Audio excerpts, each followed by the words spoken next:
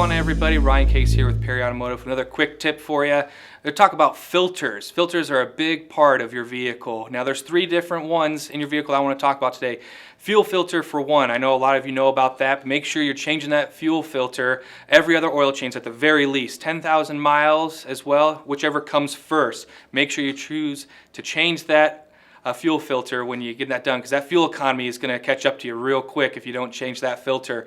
Another one we'll talk about is the cabin air filter. This one kind of gets pushed to the side quite a bit, where people just don't think about the cabin air filter, but that is the filter that filters the air coming from the outside into your vehicle. Now, if you're living in a dustier climate, whether you're like in Arizona or something like that, and you're in that dust and you're kicking up a lot of dust, that will get clogged pretty quick, and it's a good thing to change every oil change if you're in that dusty environment. If you're living more in a humid environment, that air filter is a good thing to change, because you get that moisture caught in that filter, and you can drag that moisture actually into the vents, and you get that kind of moldy smell when you don't have that filter changed in those humid climates there. So if you already have that moldy smell, you know why now, because that is part of the reason why you get that moldy smell. That air filter gets that humidity in there, you get that mold kind of building up in that filter, especially in the vents, and you get that kind of smell that comes through it. So make sure you change that filter. Another good one here would be the air filter in your vehicle, that engine air filter. That also filters the air going into your engine, coming out from the outside there, and that's very, very important for fuel economy. So make sure you get that filter changed, or at least checked every